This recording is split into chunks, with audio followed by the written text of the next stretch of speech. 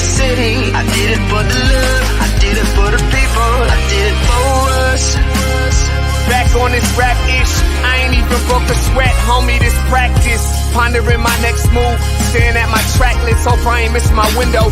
Praying like a Baptist, Seattle's own, tired of this Game of Thrones. They made a list of the best rappers and guess who wasn't on? While the disrespect continues, I'm steady packing these venues. Guess if you ain't at the table, you on the menu, and I'm that spitter, baby. They don't want you to see, but everybody's out to Capitol Hill's rocking with me. Boys smoke the trays and plan to getting their life together. I'm comfortable with my role, so I'm like, whatever. Me, I ain't got a job, but I work hard. And you don't work hard, but you got a job. The irony is I'm judged while you feel the applause. I'm slept on, that's why I had to set this alarm. My dudes is armed, I'm armed with this arm charm. Body banging like she got that cream from Barry Bonds. Yeah, I did it for the city, I did it for the love, I did it for the people, I did it for us. That Dre season is here, a real hitter with a mic, I'm everything that they fear. With that hood ain't the same, I was all on their ass, I'm level-headed. So yo, my dudes love when I spaz, and I'm so over Seattle's passive-aggressive attitude. They don't call you back, what they really saying is F you. While I'm from the same place, I move at a different pace. I prefer if you just said it to my face, damn, I did it. I did it for the city, I did it for the love, I did it for the people, I did it for us. Average dudes with they average spit, writing average rhymes, knocking average chicks. The closer I get, I can feel the people starting to shift. I'm loyal to a fault, and everybody can't come with. Rap's a rich man's game, I'm only playing with change. They bang models and singers, I'm knocking my old flame, I'm different. The crowd, I move with the chosen few. Black thoughts, I could be the front man for the roots. No diamonds and gold, I'm on my sticks and stones. If we can see your panty line, you should have on a thong. My team is strong, through this fire we forged the bond. And they already know what it is when I get on to the hearse. Party like it's December 31st. When I'm on my deathbed, I probably cracking my nurse. You ain't got the bars to compete. I'm a verbal athlete, deflating these boys so they say that I cheat. Damn, I did it. I did it for the city, I did it for the love, I did it for the people, I did it for us.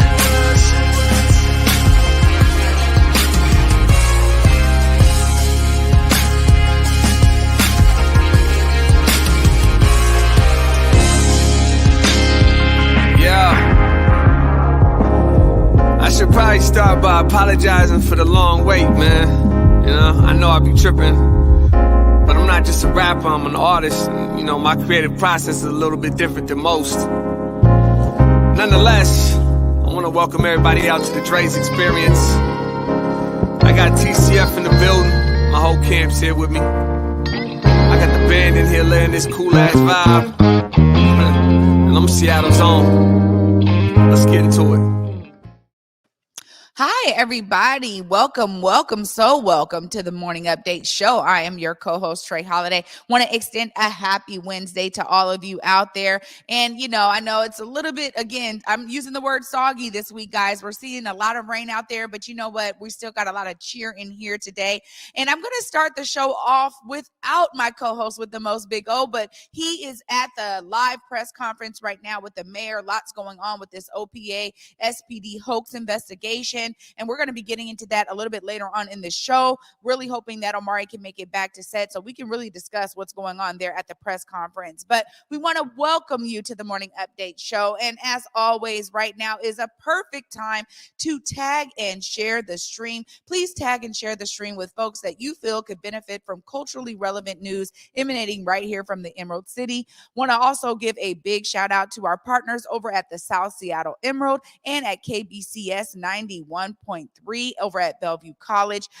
Right now, also, you guys, is a great time to remind you that you can listen to the Morning Update Show anywhere that you listen to podcasts. We got SoundCloud coming to you in the links, but we also got the Morning Update Show on Spotify, Google, iTunes, anywhere that you find podcasts. You can just look up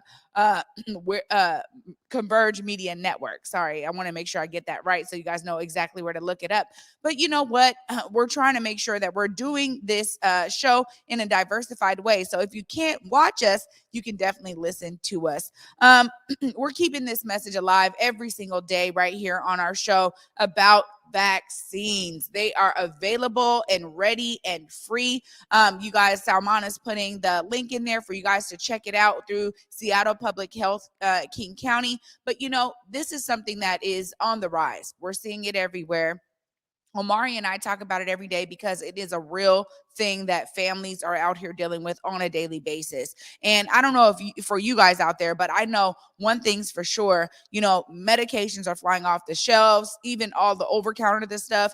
You go to a lot of stores right now and you're seeing a lot of gaps in that section because a lot of people are sick, whether it's a combination of the flu and corona. They're calling it flu-rona. They're also calling it delta-rona. Like, there's all of these new variants and kind of mixtures coming out because that's what viruses do. And so if you are looking for a vaccine, looking to get tested, looking for a booster, or as we always love to say, if you're still hesitant about the vaccine and you have some questions about all of these variants or what else you can be doing, maybe more homeopathic remedies to protect yourself and your family, please click that link. There's information available. And also, if you can't really leave your house or if you're hesitant to do so because the virus is out here alive and well, check out the opportunities for public health to come to your house and get you vaccinated at home in the comfort of your home. So it's a large discussion. I know many people out there are still having it. So we want to make sure that we do our part here at the Morning Update Show to keep the message alive and well. Also, we want to talk about this. We got an overlay here from For Culture. They are giving away some money, you guys. And if you are a cultural producer, this is the fund for you. They are giving grants from $1,000 all the way up to $12,000. It expands the spectrum when we talk about arts, culture, and people that are producing artworks. There's so many different ways that we see artistry formulate right here in our city and beyond. And For Culture is doing something very intentional to bring funding to people who consider themselves real producers of art and culture. And ultimately, there's a wide variety of ways that you guys can connect with this effort. Saman is putting the links there, and we will be running our ad from our very own T-Dub, who breaks it all down for you to give you some more details. But shout out to For Culture for their intentionality. This is a sector that, as many sectors, just been very hit hard with COVID. And so we want to make sure that our cultural producers out there, folks that are, doing artworks and everything else, can really benefit from this relief fund. So please check out For Culture and get connected there. This show is really interesting for me because I get to talk to two of my favorite folks, Mike Davis from the South Seattle Emerald and our very own Clapback Culture. He's going to be joining me shortly here. And also later on in the show, I got my guy, Brian Callanan from the Seattle Channel. We're going to break down some things that's going on over there at Seattle Channel and also what Seattle news, views, and brews. So with that, come on, let's bring in Mike Davis. Hey, good morning, Trey. Hey, good morning, Mike. How are you, my friend? I'm doing well. How are you? I'm well as well. Thankful to be on this side of any type of sickness going around out there, man. It's real. Yes, it's really out. Well, we know that right now, O is over at the mayor's press conference, and they are discussing this SPD hoax. And I think, maybe we didn't get to touch on it yet last week because it came out like later on that day when you were on the show. So let me get your thoughts about this. I mean, this is something that's been rolling out. We're seeing more information kind of come out and really a response from the mayor's administration around how to root these kind of ruses out of the Seattle Police Department. What are your thoughts, Mike? Now, I got a lot of thoughts. I really do. But I want to ask before that, I heard that O was on King 5. Is there a clip? Is it okay if I see the clip before we dive in? You know what, Mike? He sure was. And I was going to get into that with you. And so we can go ahead and start there. Salman, please roll the clip of our guy, our very own Big O on King 5, talking about this SPD hoax. The landscape may have changed, but it is hard to forget how a Capitol Hill neighborhood became the chop and the standoff that started it. We live streamed it. Omari Salisbury was there the whole time. People are trying to look at this in some kind of vacuum where it's just police and protesters. Nah, it's a whole neighborhood. A journalist for independent Converge Media who months later after tensions calmed, looked through archived video and heard what seemed like an odd comment from a protester. Hey everybody, the Proud Boys are on the way. If you have a gun, you legally own it and know how to use it, go get it. He tracked down police transmissions from that specific night. It looks like we've got possible fight brewing between the Proud Boys and another group. And forwarded it to Seattle's Office of Police Accountability, asking questions about evidence to back up the account. OPA said last week it was a police ruse, a legally allowable law enforcement tactic signed off on by SPD command staff that went undocumented and unpunished. I, for one, believe that ruses need additional supervisory oversight. It must be documented. Today, at a Seattle City Council meeting, Salisbury was credited with exposing the uncommon technique. This was a really poor decision from all aspects of SPD officers involved in this case. That cannot be how we operate. The council did hint today that there could be changes by way of legislation, although no timeline was given. The police haven't told the full story. They'll tell you like, well, who told you to say Proud Boys? Everybody looks at each other. Well, I don't know. It's like the Spider-Man. You know what I'm saying? They're all pointing at each other. Chain of command.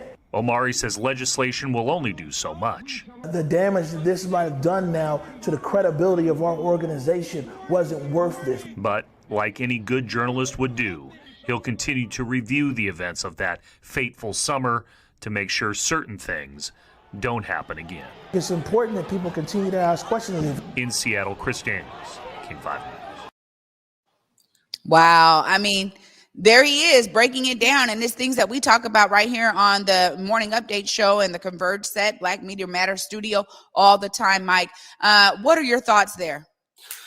I think that it's a really tough situation. I mean, if you think back to what was going on at the time that this ruse took place, I believe this is like right after someone had like drove in with their car and then somebody gets shot. And, you know, the SPD doing this, it's irresponsible. It was irresponsible and it was dangerous. And as you hear from in that clip, you know, it led to the folks there feeling like they needed to protect themselves. So now there's a call to arms. Now there's this sense that folks that were in that zone needed to protect themselves when really it was just SPD performing a hoax. But that hoax led, I mean, this situation was already tense. Police should be there to de-escalate. This is literally the opposite of de-escalation. I think my biggest issue here, honestly, though, was the back end. Like, why did it take Omari and speculation to actually put all of this together? Like, where was the actual police oversight? And then when we talk about police accountability, I mean, how can we ever get to a place of police accountability when we can never actually hold the police accountable? When you look at the investigation from OPA, they didn't even name the officers by name. Now, Seattle Times did an investigation and they found one of those officers, but in OPA's investigation, there were only 2 officers that they deemed actually did anything wrong. And surprise, surprise, neither of those officers are with the SPD now.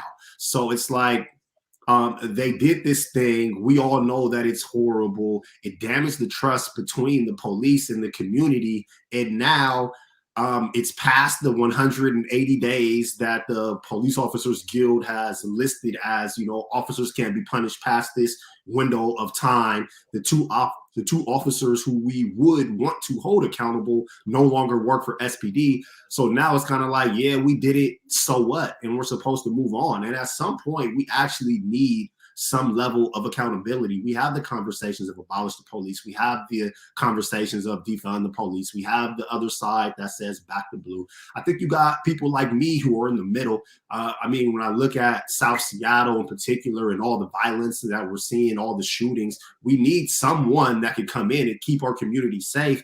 But you can't have trust between the community and the police if only one side is ever held accountable. When folks in the community commit crimes, the police are coming at us with the full extent of the law. When police use force unnecessarily, or when police do a ruse or a hoax or they break any rule, it's like they always find ways to let the police off without being held accountable. And it's hard because we see it on the national level and the local level. We see it with the Biden administration, how they made the promises with the George Floyd Justice and Policing Act. And this was supposed to be all of these robust measures that were actually going to take steps toward actual police accountability. The Democrats failed to pass that. Here on the local level, we have another new mayor, and Mayor Harrell comes in talking about he wants to bring people together, and his view of policing and partnering police with the community, and he has all of these great ideas. Well, how can any of that ever come to fruition if the community knows that the police act with impunity? If the community can't trust the police to do their jobs by the letter of the law, if the community can't trust the police to be held accountable when they do break rules, then how will we ever get to this magical place of community trust with police? Man, Mike, you break it down so eloquently, my friend. And the truth of the matter is one thing I learned there in that King 5 clip with Omari. I'm glad that they were able to really showcase that this was a journalist digging deep.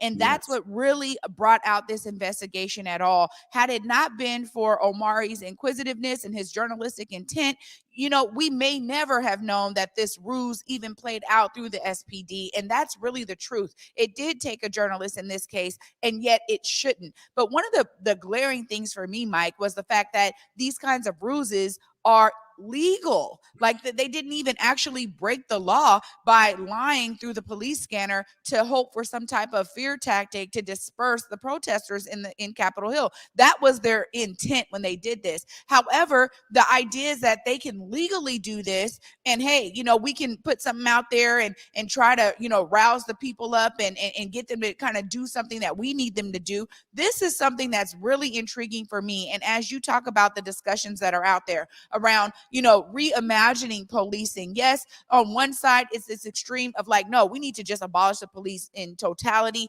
On the other side, the other extreme is we need more policing because that's really what the issue is. Ultimately, I think that there's a middle ground here, kind of as you were saying. And the ideas of reimagining policing is really where I sit. I sit in that pocket because it is that there are certain neighborhoods that are very different, right? And they don't deal with the police in the same ways that other neighborhoods do. And if I'm being specific, I would say Black and Indigenous and Latino communities deal with policing very differently than a community in Mercer Island or in Medina.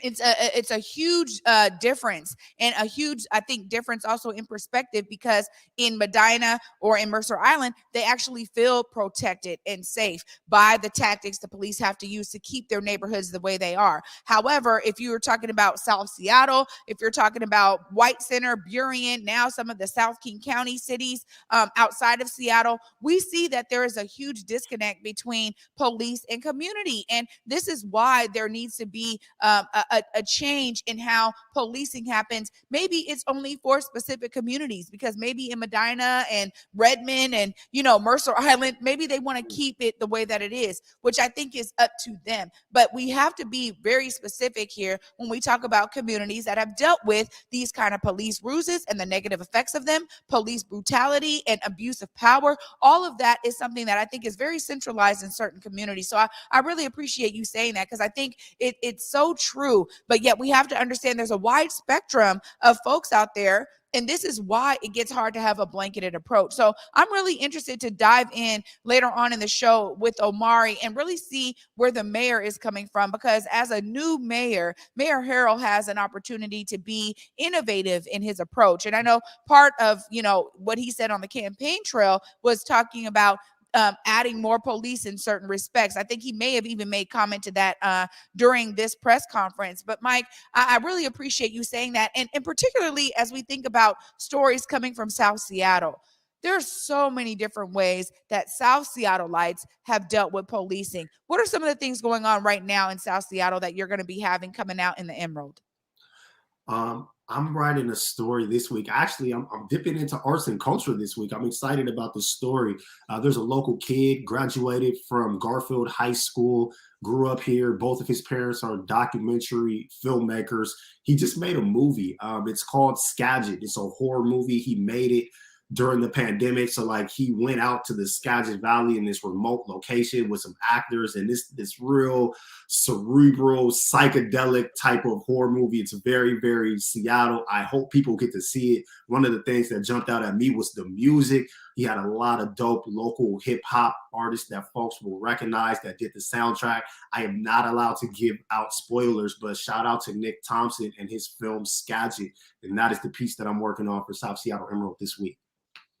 Now there we go. Let's go ahead and clear the air. Let's talk about some amazing, phenomenal young folks and what they're doing. I absolutely adore this. I'll tell you this, obviously, my heart lies in creative field, right? And so I love hearing that people are taking their talent to another level and betting on themselves. I think that's such a large part of it when we talk about Black creatives, particularly in a city where we're a small percentage. It's great to see a young person say, you know what, I'm inspired by the work of my parents, but also I'm going to take it to a whole nother level and do something that's this kind of psychedelic, scary film. I'm excited to see it, Mike, and I hope that, we can get some insight in your piece about how we can find it, how we can support this young brother, because for me, I think that that's also where we come from when we talk about, supporting our young people. They got to know that when they create something like this, that the community and beyond and at large is going to show up and show out.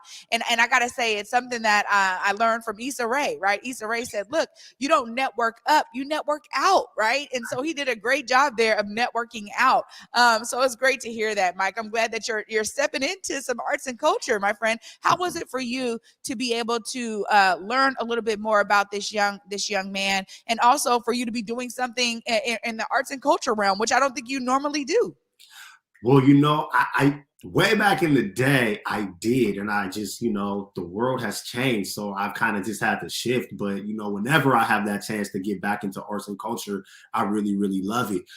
As far as the film, the plan one day is to have it at Arc Lodge. So, it's right there on Rainier, local. It'll be here. But right now he's doing the circuit of the film festival. So, he's got it entered. And when you're doing film festivals, they usually don't like you to release your film before it actually hits the festival. So when he's done with the circuit, he's going to bring it right back here, and everybody on the local level will be able to come out and support. Oh man, shout out to him again. And thank you so much for uplifting that young brother. That's the kind of stories that we need more of, Mike. So I appreciate your work on that. As always, you're not just representing South Seattle Emerald, always representing clapback culture right here, Converge Media's own. Tell us a little bit about what we can expect tomorrow night on Clapback. Oh, we got some heat. We got some heat tomorrow night. We're going to kick it off with Joe Biden speaking about voting rights in Georgia. There was a Black voting rights group that actually boycotted Joe Biden's speech. They felt that instead of coming to Georgia to blow hot smoke, he needed to stay in Washington, D.C. and go talk to them senators and actually get some work done. So shout out to them. I'm right there with them. Ahmaud Arbery's killers were sentenced. 2 of them got life, no parole. 1 of them got life with the possibility of parole. Unfortunately, we lost Sidney Poitier. And there is allegedly, and I heard this from Julia, I got to holla at Julia, but she said that there's supposed to be one vaccine coming that's supposed to be able to clear you of all COVID variants and the flu. So when we're talking about flu, Rona, and the cold vid and all of this, man, there might be a one-stop shot. You just pop and you might be good. Oh, wow. I can't wait to dive in. I know Jules is going to be joining us tomorrow as well. So she'll be giving us her take on what we can expect on Clapback. Man, Mike, as always, thank you so much for joining us on these amazing Wednesdays. Love hearing what South Seattle Emerald has going on, and always love catching up with you, brother. So thank you so much for joining us today. Thanks for having me, Trey. I'll see y'all next week. Absolutely. Wow. I mean, always so much to dive into. And clearly, this SPD hoax story is not going away lightly. Up after this short break, I'm going to be diving into it with Brian Callanan of Seattle Channel, also of News, Views, and Brews. That's coming up after this short break. Stay tuned. You guys are watching the Morning Update Show. Hey guys, Besa Gordon here, and before heading to Belize, Trey Holiday and I had to make sure we linked up with our good friends over at Market Street Shoes to, of course, grab a few things for the trip. From bags to socks, shoes, sunglasses, earrings, and more. Before going on any trip, make sure you stop at Market Street Shoes. Trust me, you'll find just what you need to make your trip not only enjoyable, but fashionable.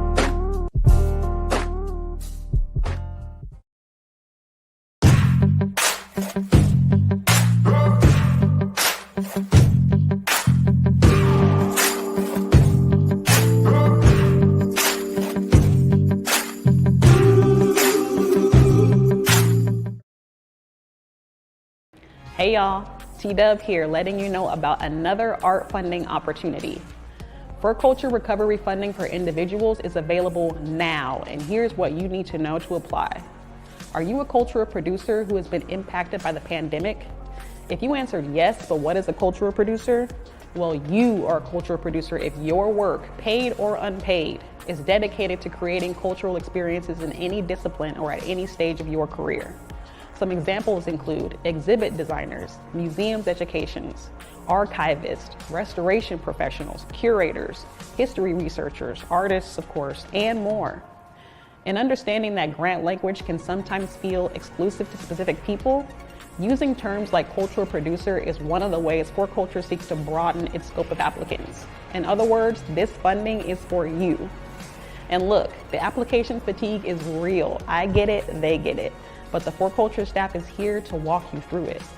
They have grants from $1,000 to $12,000, so please don't miss out. The deadline to apply is Wednesday, February 2nd. Head to forculture.org/recovery to get information on virtual group workshops, application support, language translation, and more.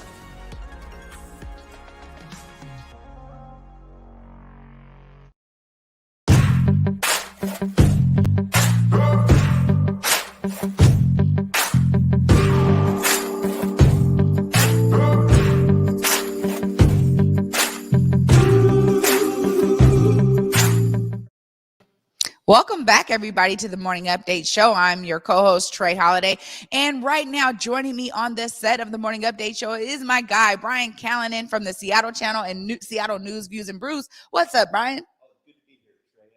And we got a good show coming on Seattle News, Views, and Brews tonight, and there's a lot of headlines to cover, too. Absolutely. I mean, I want to ask you, because we're starting off with this. This is really huge news still. Yeah. A lot coming out with this OPA SPD hoax investigation. Yeah. What are some of your thoughts? It's really interesting to see how this is going to play out. I know Omari was actually in the press conference this morning asking some very important questions about where do we go from here? And that's the piece that I'm most interested in. And I look at that because in terms of these ruses or hoax or whatever you want to call it, they are legal it's legal for officers to do that under state law right now, but there's a limit to it. If it goes too far, if it turns into something that is so shocking that it would cause some bigger problems there, then the state law has some protections against that. Did officers go too far here? It looks like the OPA is saying, at least for these two officers who were in command, yes, they did. However, those two officers have since left the department. So in terms of the accountability, that's trouble. But I think what Councilmember Herbold is asking for, and she's the chair of the Public Safety Committee, she's asking for something such that when officers, whenever they even use a ruse, that needs to be documented, because right now that is not the case. As Councilmember Herbold was saying, they actually had to go through all of this different footage, all of this different radio chat or whatever else to actually find out who these officers were when these ruses actually happened, because there was nothing to tell them, okay, you have to report when this happened. So that's the long-term piece I'm looking at, to figure out if there is a way to actually make sure when these ruses are used, they are reported and they are investigated, because there has to be some follow-up here. Something like this where you're saying that armed people are out from a right-wing extremist group, whatever else, that is really shocking. It should be shocking. The mayor has certainly raised the bar on this by holding the press conference today. Now we'll see if he follows through. He has a new director of public safety, the OPA's former head man, and Andrew Meyerberg. So we'll see what it's going to be like working with them together, and the city council too, to see if something changes. You know what? I love how you wrap it up, and I agree whole-heartedly. I think one of the things that I'm really looking forward to is when we talk about reimagining policing. Yeah. You know, is this a ruse tactic? Is it something that should be legal? Is it something that needs to be there? Particularly when we're also dealing with this, other conflating issue of abuse of power. Sure. So that's one thing that I'm looking forward to here. And I wanted to just jump in on that. I think this whole ruse concept, some officers would say it is necessary in some cases if they're on an undercover investigation, whatever else. That was not the case here. And there's another case you might remember from back in 2019 when officers were investigating a hit and run crash. And they were talking to this person who was involved in the crash and said, hey, you know what? You put this person in critical condition. That person who was involved in the crash was like, oh my goodness, I put someone in critical condition. And later on, less than a week later, he killed himself. And the OPA at that point actually said, okay, there's something wrong that happened here. There was an officer that was suspended because of that. But it's that type of activity where you're disinforming people, not just misinforming, but purposefully misinforming people. They call it disinformation there. When you disinform people like that, it raises a lot of questions, certainly one of trust, which is a big, big issue for the Seattle Police Department right now. And I really see the mayor trying to jump on this, hopefully trying to get ahead of this.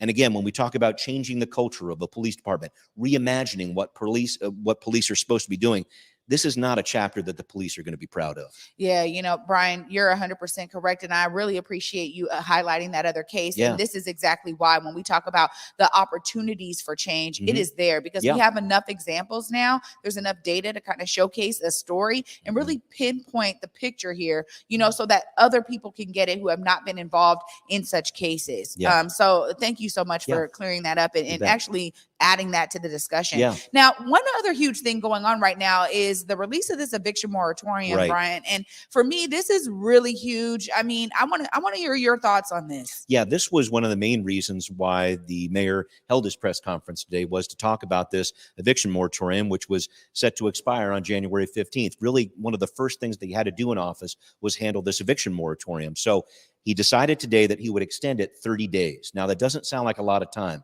And in terms of the different housing providers that I've talked to, the different people who are actually handing out some of the relief money, they're saying that's probably not enough time to solve all of the issues here. But the mayor is trying to look at this and say, okay, we're going to at least take this 30 days to get a better idea of how the money's getting out there. This rental relief issue has been a big, big problem for King County. He wants to look at how it's getting out there, if indeed there are better ways to streamline it from a city perspective. And there's one other piece that I wanted to pass along. I took some notes on this as the actual press conference was happening this morning.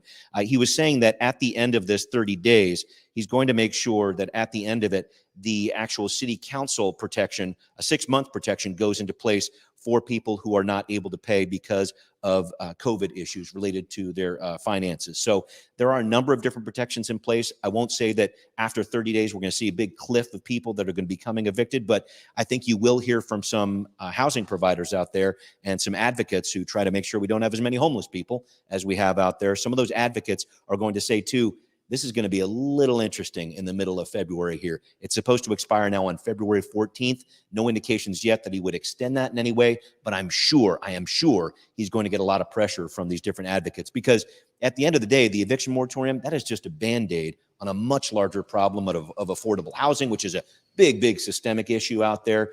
It has to do with homelessness too. There's an intersection there too. So I think the mayor is trying to take a little bit of a pause here and try to see what's going on. But it's going to be a very interesting next 30 days as he gets hammered by a lot of different people who are saying, hey, we need more time here to get through this. This is exactly why. I mean, ever since we've been dealing with this pandemic, first off, the pandemic is global. Let's just be real. That's the scale we're talking about here. So when we think about this pandemic, we can think about it from a national perspective. We understand every other country is dealing with it in their own way, but we have to think about it, I think, from, okay, how is America going to deal with it? So I see the pandemic as a federal issue, and I honestly see all of the byproducts of the pandemic as a federal issue. The idea that affordable housing or this eviction moratorium, these are things to me that should be really being discussed at a federal level. And it's because every city, every county, every state is having to deal with this. And the idea is that it is up to, a governor, it's up to a mayor, it's up to, a city council. This to me is where it gets really, really blurred for me, Brian, because it makes absolutely no sense that we don't have some type of federal regulation around these evictions. There's no way that there's enough police force in any one county, city, state, or anywhere else that can actualize a huge large of evictions on people that are already suffering from other layers of this pandemic. Right. So I have really seen this as like, and I get it. We talk about the small homeowners who are renting their homes. We understand that this is not only hitting, large corporations who own apartment buildings, but it's hitting the small guy as well. This is why, to me, I really, my hats go off to anybody working in this, because I really think that this should be coming from the presidential administration, and there should be a longer or larger way of like having relief for everybody. Right. And I just looking at that, I think this is one of those situations where there was a federal eviction moratorium to start with the pandemic. But I think also, and maybe it's hindsight or however you want to look at it, you look at this, I don't think anybody was expecting that 2 years later, we'd still be talking about a pandemic. I don't say that to completely condone what the Biden administration is doing at all, but I think what we've seen is the Fed started with it. They distributed some money. And really, I think that's the way the system is supposed to be set up. Feds hand out the money. The different jurisdictions like the county, state, city, whatever else, they hand out the dollars. So I hear what you're saying. There's definitely some frustration in terms of national leadership on this. But in terms of where people actually interact in our area with the government, it is those local governments like the city, the county, and state. So I think that's the pathway, how we're going to get out of this. Is it perfect? No, but those are three agencies. There are three levels of agencies there, city, county, and state. They really need to get their act together with this, because I think 30 days from now, we are certainly not going to have a complete answer to this eviction moratorium. I'm concerned that we will, over the next couple months here, see a number of evictions. The county has been talking about that a lot. There are so many people that are still in the pipeline right now. We're talking about tens of thousands of people who have applied for aid, who've been promised aid, but still haven't gotten it. So this is a system that isn't working right now. I'm hoping the mayor can add some more fuel to the fire here in terms of taking care of the problem here. But I'm really concerned about what the next couple months are going to bring with this. Yeah, I share your concern, honestly. And it's because, we know that there's people that are out there that are, so affected by COVID. It shut down certain industries. Certain industries are still recovering. I mean, here we are talking about, the arts and culture industry hugely impacted because a lot of things that they were doing were public facing, right? And so as events shut down, we're talking about music venues and artists and musicians. There's a lot of folks that are affected. And for me, I'm really like hopeful that we can use this as a lesson, because if we were not prepared before, right? Now what are we doing to prepare ourselves even more for something like a pandemic to hit us year over year? Having a longer range preparation plan. So we'll see how it plays out, Brian, but you're right. This is something that will be hitting local level of government regardless if it should or not. That's just a part of it. And I just go hats off to those who are trying to put their brains together to figure out how to protect the people, because that's really what government is about. But shooting over to a whole nother topic here. We go. My guy, man. Kevin, man, he's I know. gone. I gotta say, you guys were such a dynamic duo, and he really shown his brilliance over here on the Morning Update show all the time, and through other areas of Converge, and just really a huge loss. I'm still not over it, to be honest. I can only imagine that it's hitting you in a certain way. It's tough. Kevin Schofield was a huge part of Seattle News, Views, and Brews. If you're watching out there, Kevin, miss you, love you, man. But it's great talking to him. I still talk to Kevin all the time, but it's one of these situations where the show must go on. I know he's doing some different things, so I've decided to work with a transportation reporter for the Seattle Times, David Croman. He's my new partner in crime. You'll meet him at some point, I'm sure, but super smart guy. I wanted to make sure that I figured out someone who's even-keeled like Kevin is, someone who had a good knowledge of things going on at city government, state government, county government too. David, before he was at the Seattle Times, was at Crosscut and was their city hall reporter, and he covered a lot of different political news there. So he's a great guy. He's doing a lot of good stuff, and I'm looking forward to talking to him about all sorts of issues. His special focus on transportation is really cool, because that's another kind of issue that really affects so many other different issues out there. So I'm excited to work with David. It's going to be cool for the show going forward. Well, I look forward to meeting David, and I love being able to hear that intro of him, because I do think that, in my mind, I was like, ooh, who is he going to get? Because Kevin's got some big shoes to fill. But, really getting somebody who's informed already and their work is really steeped in certain areas that he'll be able to speak to in terms of his expertise. That's amazing. And you guys, I'm sure, will have a great dynamic duo once again, you and David. So I'm looking forward to that. What can folks look forward to on Seattle News, Views, and Brews coming up tonight? We're going to be talking about a few different things. We will be definitely talking about the eviction moratorium. We had to record the show before the mayor's press conference today, but we did talk about some of these larger issues that we've brought up here. We also are going to be talking about this SPD ruse situation, kind of what happens next with that. A lot of good information on that as well. And then drawing on David's expertise with the state legislative session. We're kind of previewing the start of the session, which is going on this week. We're talking about some of the different things that he's been researching when it comes to transportation. Specifically, our legislators last session, man, they did a lot of stuff, right? Last year, that was a big, big session. Police accountability, a whole bunch of other stuff. But they also had something that did not go through, and that was a major transportation package. And at the time, a number of our state legislators, Democrats out there, were saying, hey, you know what, we need to push for a big gas tax so we can get all these different projects done or whatever else. Looking into this year in the short session, hasn't really been a peep about that. Now, are there a number of different transportation issues around the state still? Absolutely. But is there an appetite during a short session and during an election year for legislators to be talking about taxes? I'm not so sure about that. So it's really interesting to get David's insight on that. He has a very good number of points to be making on that. But when you talk about these different larger issues on transportation here, I want it to be an ongoing conversation, but it's going to be really interesting to see what actually comes out of the state legislature this year, because they have a lot of other things to worry about. Unfortunately, I don't think transportation is going to get top billing. Wow. And there it is. You know, this is why I just appreciate everybody doing their part, because we learn so much, right? I mean, here I am, I'm in Federal Way. And so I'm seeing the expansion of the light rail, right?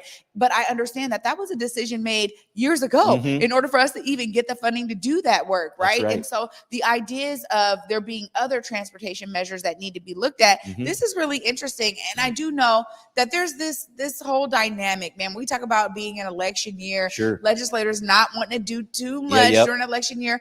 What's up with that, Brian? I mean, I'm not sure that I understand it all the way. I'm like, if you're there and things need to get done, do the things that need to get done. I know. It's a reality of the situation, Trey, because the other piece to this that is very interesting. So the governor just put out his supplemental budget ask, basically, and he is asking for a ton of stuff. You might have seen last month, he was down in Ballard. He was saying, all right, we're going to invest more in housing. We're going to try to work on homelessness. We're going to put $100 million towards people preventing evictions, things of that nature. Big, big investment. So he was looking at a supplemental budget that was huge. I don't have the figure in front of me, but that $815 million alone that he was asking for with housing, big, big ticket item right there. So in terms of what the governor was putting out there, he's talking about a lot of dollars. And I think at least what I'm gleaning that the Democratic lawmakers in Olympia right now are looking at, they're like, okay, we've got a big ask from the governor here, but we've also got a big surplus in terms of how much money the state has on hand right now. And Republicans are saying, yeah, you're right, we got a surplus. We're at a 20-year high as to where we were, leading up to a couple of years ago. In the middle of the pandemic, we've got a lot of money in the state surplus right now. So a number of other states around the country are talking about state tax rebates, like sales tax rebates, things of that nature. Our state's really not talking about that right now. And I think that's an important piece to look ahead with. And it's one of these bellwether issues when you talk about elections. And I hear you. I get frustrated with that too. But this is one of those things that I think could really challenge that balance of power that we have in Olympia right now. You've got a Democrat in the governor's office. Democrats have a majority in the House and in the Senate too. Is that going to be challenged this year by a number of Republicans who are saying, wait a minute, you might be spending too much money. And here we are in the middle of a pandemic. We definitely don't need to be talking about new taxes. So I think it's an important conversation. Again, it can be frustrating with the election rigmarole, but it's something important to keep an eye on and watch what your legislators are doing too. Yeah, this is the part of it. It's all of us being engaged in the process. And we say it here all the time on the Morning Update show that it really takes all of us to be holding our elected officials accountable and to be sitting in those questions, to be participating. One of the things that I said recently is that, with regard to the pandemic, hey, at least it opened up the legislative sessions for people to participate via Zoom. That's right. And so that really does give another opportunity for folks to stay engaged. Man, Brian, appreciate you so much for being on here. I know you got a jet. You are such a busy guy. We appreciate you for bringing your expertise on. Make sure folks know how they can catch up with Seattle News, Views, and Brews tonight. I will do that. Thanks very much, Trey. If you want to check it out, Seattle News, Views, and Brews, it's on 7 o'clock. You see the video version right here on Converge, or you can check it out on Twitter. I always post about it right there too. Catch me at Callanan, Seattle, if you want to check that out. But Seattle News, Views, and Brews, We really appreciate the people who are supporting the show, and it's great to have it on Converge Media. Thank you. Absolutely. Thank you so much, Brian. As Omari loves to say, one of the best voices in the come business. on. We say it every time, every time. I Back at appreciate Trey. you so Thank much. All right. Thank you. Oh, you guys, what an amazing show already today. I'm hoping to be able to dive into some of the topics that were going on the mayor's press conference. I know there were some tough questions being asked of the mayor and his administration. Looking forward to kind of having a little bit of a recap of that after this short break. You guys stay tuned. You're watching the Morning Update Show. In the depths of Belize, the travelers come across the waters, harvesting with their hands, learning of resilience rooted deep in the lands. Culture thriving like a fire ablaze, sizzling with a pop and a chop, sharing its ways. Knowledge simmers and grinds into the hearts and minds, cutting away from the surface stories and colonial lies, boiling it down, breaking its shell as the truth pours out and gets plated collectively with love. Spooned into bowls, feeding the soul. Garifuna, alive and strong at Palmetto Grove.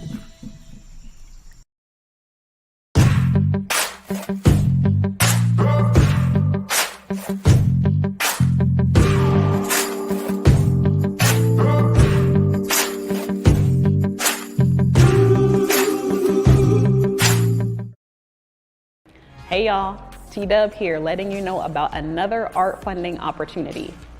For Culture Recovery funding for individuals is available now, and here's what you need to know to apply. Are you a cultural producer who has been impacted by the pandemic?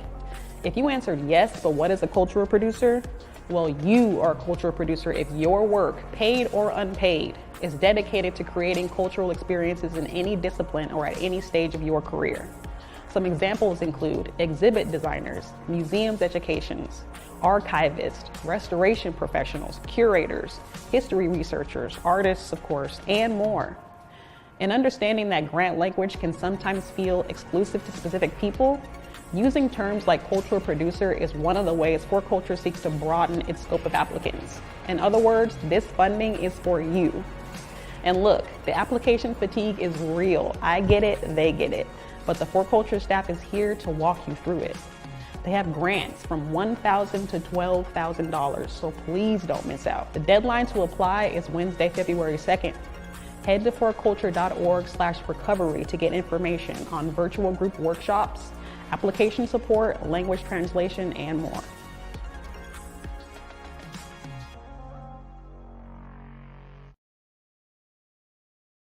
We invite you to be our guest at Disney's Beauty and the Beast. It's a tale as old as time in a brand new production by the Fifth Avenue Theater. Return to the magic of live theater with one of the most enchanting musicals of all time. Disney's Beauty and the Beast at the Fifth, January 12th to February 6th. Tickets at fifthavenue.org. Welcome back, everybody, to the Morning Update Show. I'm your co-host, Trey Holiday, and I know we got a discussion that we're about to get into right now. My guy, my co-host with the most, Big O, made it back to the set. Man, Big O, man, you were just there at the press conference, man. Thank you for making it back. Tell us what's going on. Yeah, no, luckily we're close here to City Hall. Well, it was a lot, but one of the main things, well, you talked about that eviction moratorium. I know you guys talked about that earlier. Man, early this morning we got an email, but couldn't confirm it. But it was an email that emanated in SPU, Seattle Public Utilities, on June 8th around 6:40 at night, right? And in that email, the guy's basically saying that SPD and the EOC, the Emergency Operations Center, which is just right around the corner, let them know that they're supposed to be Proud Boys coming into the city. There might be a threat of Proud Boys coming into the city, this and that, everything else, right? And they should prepare. SPU should maybe, do this, move barricades or whatever. The whole point of that, and by the way, SPU, there's nothing wrong in this email about SPU or SDOT or anything, you know what I'm saying? So I just want to be clear with that. But the narrative around the report that came out was that it was just this one captain up there and the East Precinct grinning, who kind of came up with the idea and pushed it himself, that Mahaffey was kind of aware that something was happening, but nobody knew. But now there's an email that's been authenticated by one of the people who was on the email as genuine, where clearly there was communication that day on June 8th around preparation around Proud Boys coming up there to the Capitol Hill area. So, either everybody's got to hit on it or these guys are so good with the hoax, they even hoax their own city. But no matter what, this whole thing of this guy kind of operating on an island and recruiting a few people, man, I mean, this email appears to show that that's not quite the case. Also, this email did not surface in the OPA documents as well. So it also makes you wonder what other emails or communications around this incident might be out there. Oh my goodness. I mean, here we go. As I was just saying to Brian, I said things are coming out with this because, as Director Meyerberg even said, there was a lot of officers that would not cooperate. So there's probably so much more information that we will not know. And the ideas that Councilmember Herbold is saying, look, we understand that these ruses are legal, but what we need to be doing is documenting them so that there's a clear record of how they're utilized. How did you hear more about that? I mean, this is what I'm saying. The whole conversation, this is a two-step, because everybody wants to take the conversation to, well, in the future, we should do this, and that, and disregarding the present. I told people I want to have no conversation about changing any policy or changing anything until you deal with this. You know what I'm saying? People want to leave you, go home with a warm fuzzy. Oh, we changed this. We got it. Nah, let's deal with this issue right here. And Trey, the issue right here is people are lying. Yeah. And it's been exposed. You know what I'm saying? And it makes you lead. Now there's a paper trail. The funny thing is we did little engine that could. You know what I'm saying? And the emeralds on this story over there as well. But man, the people who got the least amount of resources, media resources in this city, is doing 99.9% of the lifting around here, man. Which is crazy to me. That, it's like, anyways, it just makes you wonder. Because, okay, now there's a paper trail. You know what I'm saying? Clearly, that's not our bag. You know what I'm saying? We don't sit in here and put in PDRs and this and that. But that is somebody else's bag. The stories out there, it just really comes down to whether, people care, if people in government care, if other media in this city care. Of course, we know the citizens care. Yeah, but that's also, I think, the real testament of, independent media, too, is because we don't have the luxury of being disconnected from these stories that hit our community. And when they hit our community, they hit us personally, they hit our families and people we grew up with, know and love. And the idea is that that's really where we drive our quest for knowledge, our quest for insight comes from, because we're really caring about the people that we're reporting back to. And that, to me, is a huge part of this. Yeah, and it's not really my style. Because this press, by the time I got the confirmation on this email, the press conference was coming to an end. But I mean, this is important. And we're sitting there, and here's the mayor, here's the police chief, here's the deputy mayor, Councilmember Herbold. And if we now have documentation here that's totally counter, to what was in the OPA report, And so does it answer everything? No. But it definitely now raises a lot of questions of what them saying, it's almost like they played themselves off like the Keystone Cops. So, it was kind of loose. It was this, that, I don't know. I talk about delivering bananas to the community center. You know what I'm saying? Like, when you read it, it's like whatever. But now you see that it wasn't You know what I'm saying? And these guys were talking and they're communicating and everything else. Also, like I said, I want to reinforce this, that although this email that we have originated within the SPU department, there's nothing that I'm saying here about SPU or any of their people that are over there. SPU was just one of the departments that was communicated with around this potential threat of the Proud Boys. Well, I know that you also, I mean, me and Brian were trying to watch a little bit before the show, and I know that you also like posed a pretty large question about, you know, if the city is going to continue to investigate this and really see, you know, dive deep, like you're saying, no, this needs to be dealt with. What did you feel the response back was? Yeah, well, I think regardless of the response, now we're putting out, like, it would be crazy, to be honest with you, for them not to investigate more, especially like at the executive level, because, you know, if all these things are occurring, and also it'd be interesting now, because now this is an email kind of thing. This is an email thing. And we heard Mahaffey said, hey, man, I don't know. Something was happening. I don't know. We heard Chief Best say, nah, I wasn't aware. Now it's the email thing. Let's see where these emails lead. You know, and in the email, it clearly said, do not forward this email. Do not disseminate this information that's in here and all of these other things. And you see what's there, you know. And I mean, the crazy thing is like, I ain't want none of this. And meaning that, like, shit, we just want our life back, man. And, you know, it's like Groundhog Day. Can't move past this protest. You know, as hard as we try, can't move past this protest. But on the other side, we just can't turn a blind eye, you know what I'm saying, to what's out there. And, you know, it's just interesting. A lot of the dynamics that's taking place over there. There's still cases. What I asked as well, and the mayor on this, he's not in the best position to be able to answer it, but he was the only person I could ask a question to, is there's still protest cases in OPA. You know, and my question was like, man, wait, you know, can we just get this out? You know what I'm saying? Because you don't know what else is in the other protest cases. You see what I'm saying? It might be even more explosive than this. And then here we are again 3 months from now or 6 months from now.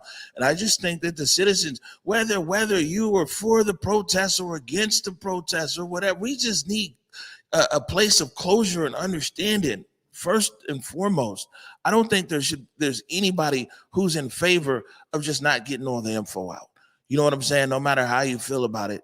And so, you know, this is a real interesting development that's come out here. It's not by the smoking gun or something like that. I don't want to over dramatize it, but it does now say that there was something completely different that was going on than what's in that OPA report. And this email, and who knows how many other emails, were not included with OPA.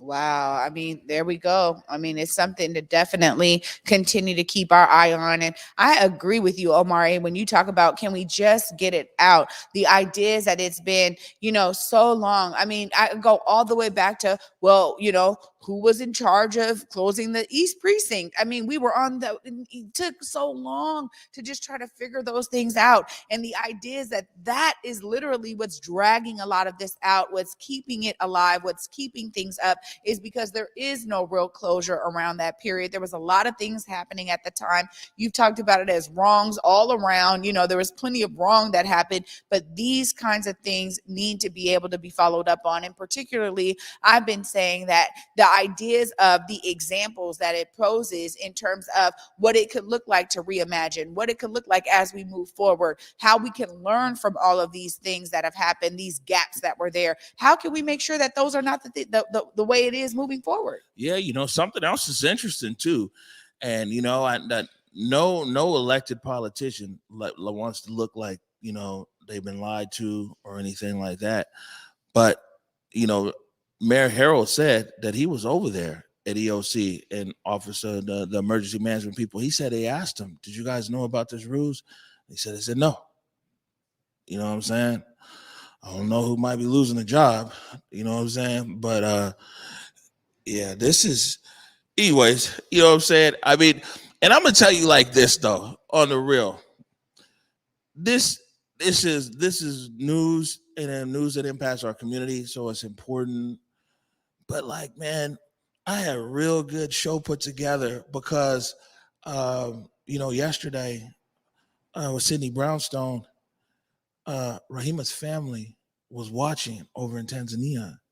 But anyway, I got a bunch of stuff. We might save it for your Feel Good Friday. Yeah. Right. It was amazing. I mean, we really be on the uplift, man. You know what I'm saying? I'm tired of this police shit, man.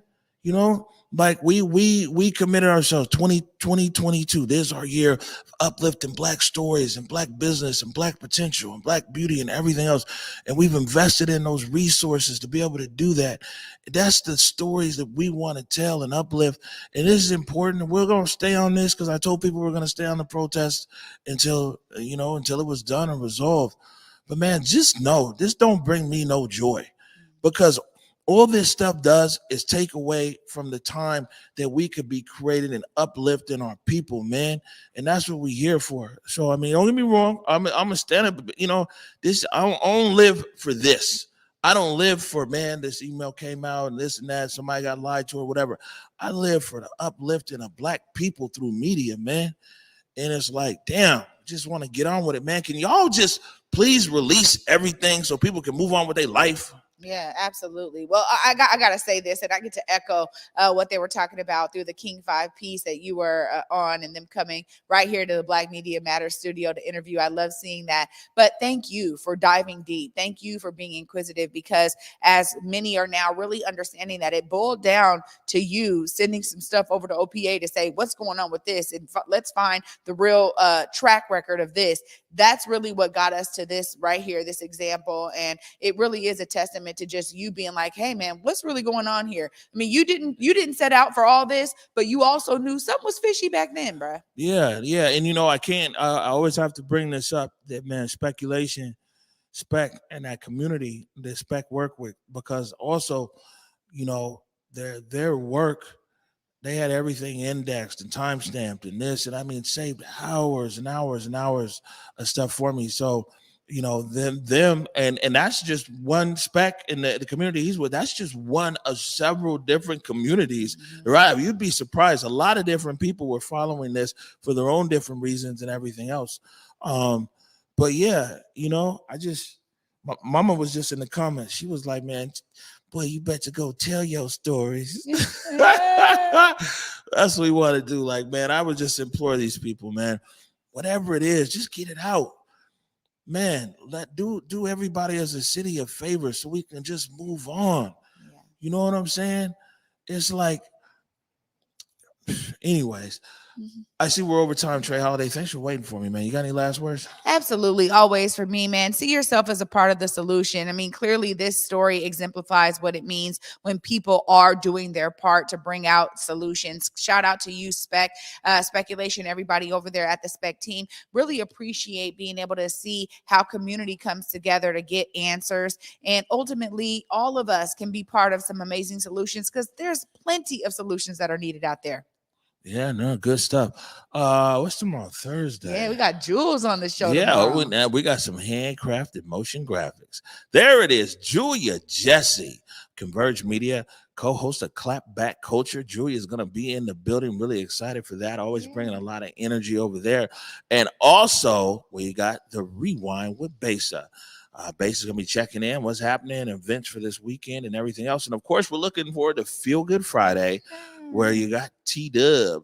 Yeah, T-Dub will be joining me on Feel Good Friday. Looking forward to diving in with her. Clearly, this opportunity around for culture funding, but there's always so much happening in the art scene. Can't wait to check in with her. Yeah, no, good stuff.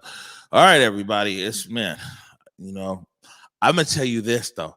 If you'll allow me, I've got at least, I got 1, 2 just very good things for Feel Good Friday. All right now. You know what I'm saying? If you'll allow me to maybe add to your show. Come on. Absolutely. It's a team. Yeah, Friday gonna be real special. All right, everybody.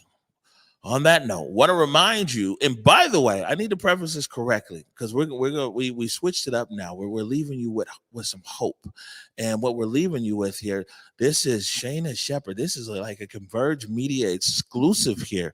Shayna Shepherd here in the studio, and she unreleased this song Hope, and she recorded it right here in the Black Media Matters studio. It was directed by Salman Abukwashi, mixed by BZ2 Slaps. You know what I'm saying? The name of the song is Hope. And so when you guys see this at the end of the show, that's what it is. So on that note, go forward in your purpose. Go forward in your humanity. And until tomorrow at 11 a.m. Peace.